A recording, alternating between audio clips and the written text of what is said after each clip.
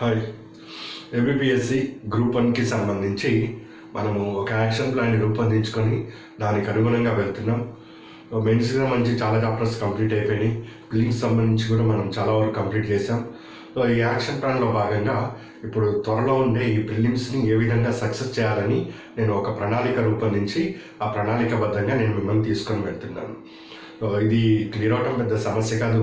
ఒక ప్లాన్ ప్రకారం వెళ్తూ ఉంటే సో చాలా చక్కగా ఇది క్లియర్ చేసుకునే అవకాశం ఉంటుంది.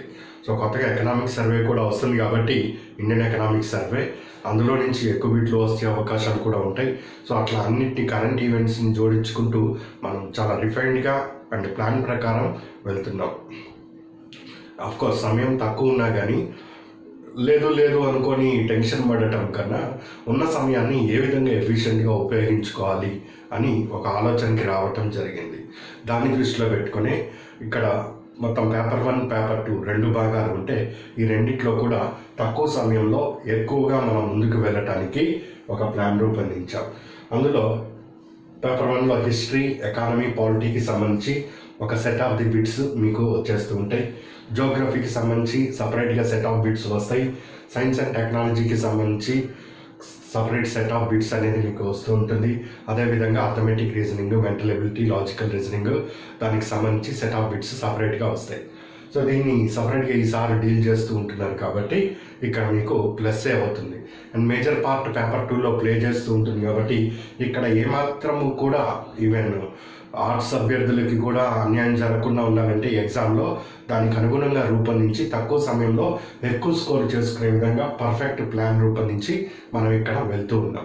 సో ఒక్కసారి ప్రిలిమ్స్ కానీ క్లియర్ అయిపోతే సో మెయిన్స్లో అబౌట్ 70% కొత్తగా ఉంది కాబట్టి సిలబస్ ఈసారి మంచి అవకాశం ఉన్నది. అందుకోసమనే ఈ విధానాన్ని నేను రూపొందించాను. సో ఎవరైతే రిజిస్టర్ పీపుల్ ఉన్నారో వాళ్ళ user name, password, mail ID ఇచ్చి టెస్ట్ అటెంప్ట్ చేయండి.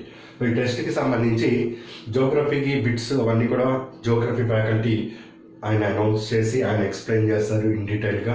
సైన్స్ అండ్ టెక్నాలజీకి బిక్ష్పత్ సార్ ఎక్స్ప్లెయిన్ చేయడం జరుగుతుంది. అండ్ మెంటల్ ఎబిలిటీకి సంబంధించి సార్ ఎక్స్ప్లెయిన్ చేస్తూ ఉంటారు.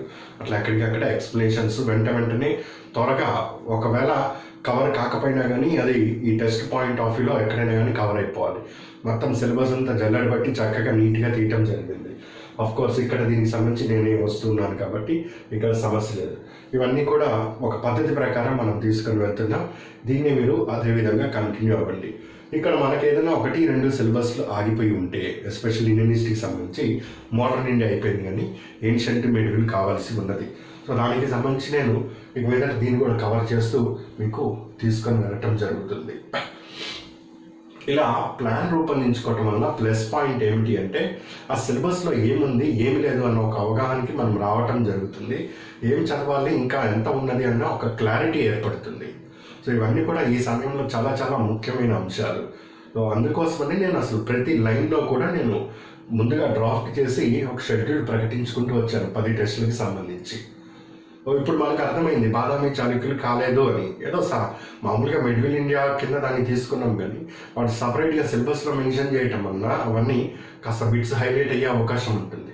సో ఇప్పుడు అట్లాంటివన్నీ కూడా ఇప్పుడు నేను ఫిల్టర్ చేసి అవన్నీ కూడా మీకు క్లాస్లో అందించడం జరుగుతుంది. అది ఎంతసేపు పట్టదు, మనం త్వరలోనే వీటికి సంబంధించిన క్లాసులన్నీ కూడా అప్లోడ్ చేస్తాను, మీరు చూడొచ్చు. ఇదండి. So next test course Sankranti ఉన్నది. సో సంక్రాంతి అయిపోయిన తర్వాత ఈ టెస్ట్ అనేది చేయండి. వాతావరణం ఏం చేస్తాం, మీరు మాత్రం చదువుతూ ఉండండి, నేను కూడా కష్టపడుతూ ఉంటాను. ఇంకా నెక్స్ట్ పేపర్ 1లో బోసు ఐఎన్ఏ.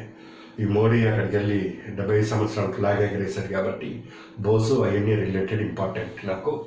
అదేవిధంగా గాంధీ సత్యాగ్రహాన్ని సిలబస్లో ఇచ్చాడు. ఆంగ్లో బెంగాల్ యుద్ధాలు, రాష్ట్రకూట. మీరు ఎగ్జామ్ రాసేటప్పుడు ఇది మీకు వీడియో వచ్చి తీరుతుంది. బాదామి 1, రాష్ట్రకూట అట్లా అన్నీ కూడా వస్తూ ఉంటాయి. ఇండస్ వ్యాలీ అందజేస్తున్నాను క్లాసులు మీకు వస్తాయి. రైట్స్ అండ్ ఇష్యూస్, సో ఇది కూడా మీకు వస్తుంది.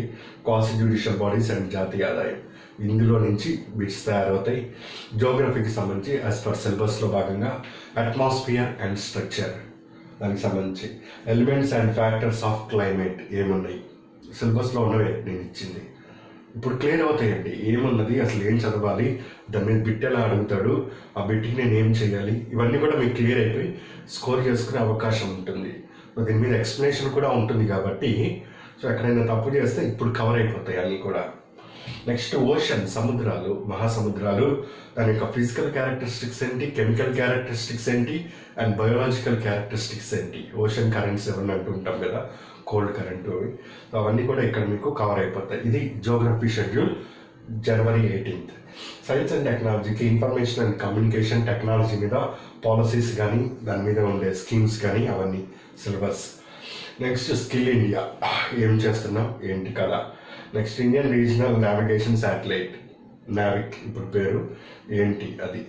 ఇట్లా ఇస్రోకి సంబంధించి ఇవన్నీ కూడా మనం క్లియర్ చేస్తాం. అండ్ అర్థమెటిక్ రీజనింగ్ వాళ్ళకి సపరేట్గా షెడ్యూల్ ఇచ్చారు కాబట్టి ఇదే డేట్న అదే షెడ్యూల్ అట్లా కొనసాగుతూ వస్తుంది.